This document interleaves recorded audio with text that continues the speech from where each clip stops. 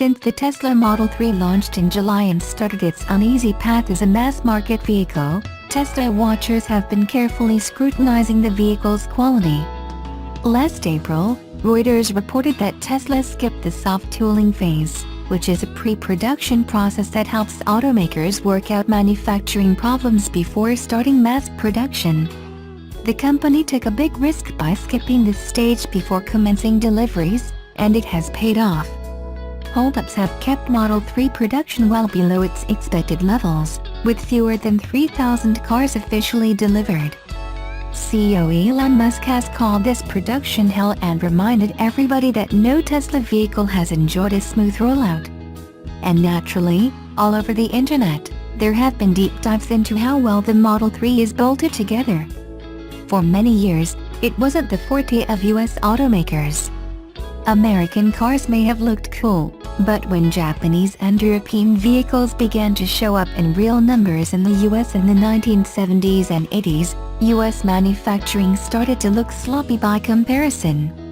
These days, build quality of American cars and trucks is generally excellent. Tesla has been an exception, but the company is still relatively young. Ford and General Motors are each more than 100 years old, while Tesla has been around for just 14 years. Build quality is both general and specific. If you look at a Tesla vehicle, the overall impression is usually pretty good. They're beautifully designed, with a vibe that's classic and futuristic. But if you focus, you may notice body panels that are consistently spaced, known as panel gaps, or misaligned door handles, or interior plastic components that look really plasticky, or upholstery that's crinkled, or other various minor components that aren't up to snuff for a vehicle that can cost $100,000. Build quality tends to improve over time as a car maker gets better at building its vehicles and learns from customer feedback. Interestingly, Tesla has been somewhat immune from build quality criticism because owners think of its vehicles as rolling technology, completely different from gas-powered cars, regardless of how well those machines are made. A comparable German or Japanese car creates a superior impression, and for some buyers, that will matter. But Tesla sold 100,000 vehicles last year and has a tremendous level of customer satisfaction. So while the auto industry has across the board learned to respect build quality, Tesla has proved that it isn't the only thing that matters.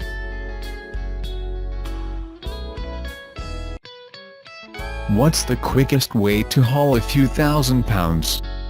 Let's review the options, because against all odds, on the eve of the electric car revolution, the limited edition performance pickup truck market is somehow expanding. And the 800-horsepower Chevrolet Yenko SC Silverado just might be the ultimate expression of unbridled excess as of early 2018. The Yenko SC Silverado is the street performance truck that General Motors never had the guts to make. It's also an homage to legendary racer and Chevy dealer Don Yenko, who's revered for creating his own line of monster Camaros when GM refused to build them at the factory in the 60s. The formula is simple. SVE takes a 2018 Chevrolet Silverado Z71 4X4 in its basic short bed standard cab configuration and tosses a supercharged 6.8-liter V8 engine under the hood. The engine itself packs a host of mechanical upgrades that help boost its output to an eye-popping 800 horsepower and 750 pound-feet of torque, along with a custom-built stainless steel exhaust system to really let it sing. SVE makes a few other enhancements, though. The company lowers the ride height by a few inches and adds a custom front sway bar to keep the Yenko SC Silverado from bouncing off the road. 6-piston Brembo brakes are there to help when things get hairy. And there are a ton of custom cosmetic upgrades available, including the stripe graphics, Yenko badging, and leather seats with houndstooth inserts. You can get the truck in any factory color, though black looks the best and serves as a fitting tribute to the 454 SS, the last full-size performance pickup offered directly by GM. all this fun has a price, of course. You have to first purchase the base truck through a Chevrolet dealer, which costs around $46,000 with the required performance parts brake upgrade kit. On top of that, the Yenko SC upgrades will run you another $46,995, meaning this rig is awfully close to crossing the magic $100,000 mark that's proven a tough pill to swallow for pickup trucks until recently. It's also a hair more expensive than some of the other dealer-built performance trucks. But the Yenko name doesn't come cheap, and at least it comes with a 3-year/36,000-mile warranty. Plus, houndstooth interior looks the business. And then there's the exclusivity SVE will only be making 25 of these trucks, and with the current generation of Silverados set to exit stage left later this year, there won't be another run that looks quite like this one.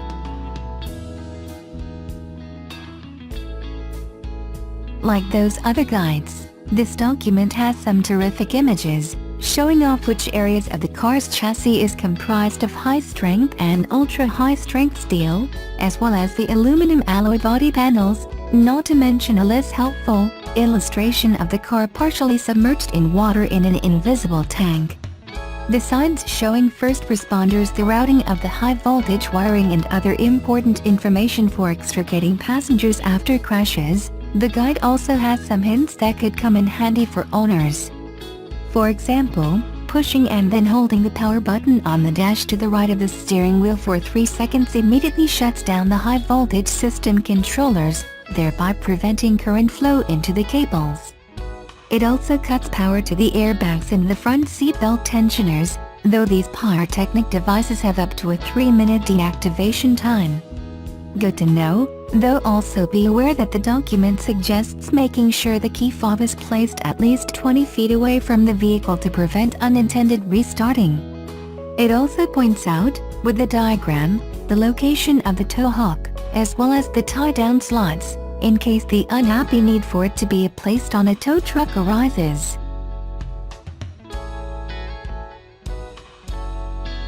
Tesla CEO Elon Musk has been promising something special for the many Model 3 reservation holders who waited in line sight unseen to order the new electric vehicle. Deliveries have already started for months now with no sign of the something special, but now we learn that it will reportedly be a miniature die-cast version of the car.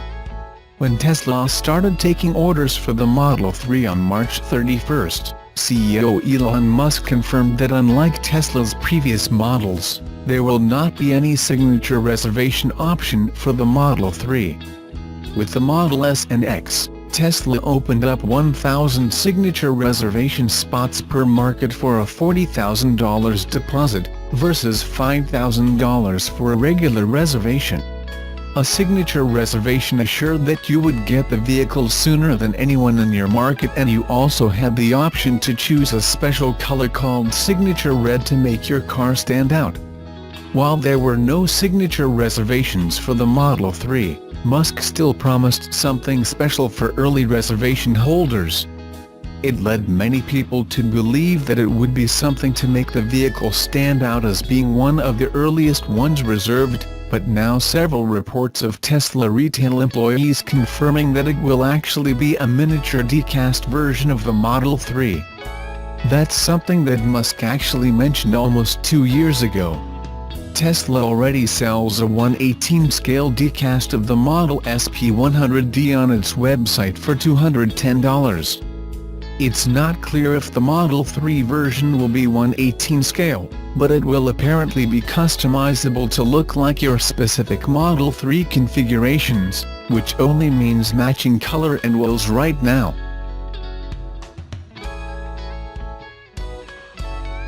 There has been a lot of talk about what the fate of Tesla will be when the big legacy automakers start producing EVs in earnest.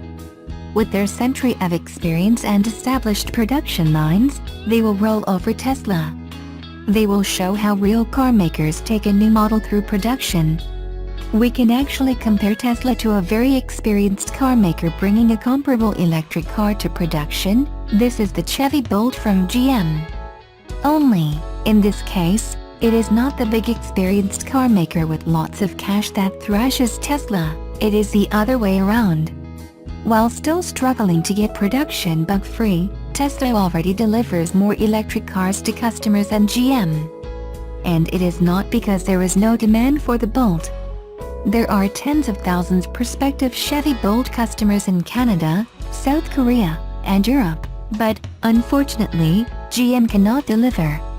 In July 2017, at its start of production, Tesla was probably in the same place as GM was in March 2016 when it started Bolt pre-production. The production equipment was installed, the suppliers could deliver the parts, the workers had to be trained, and the equipment configured.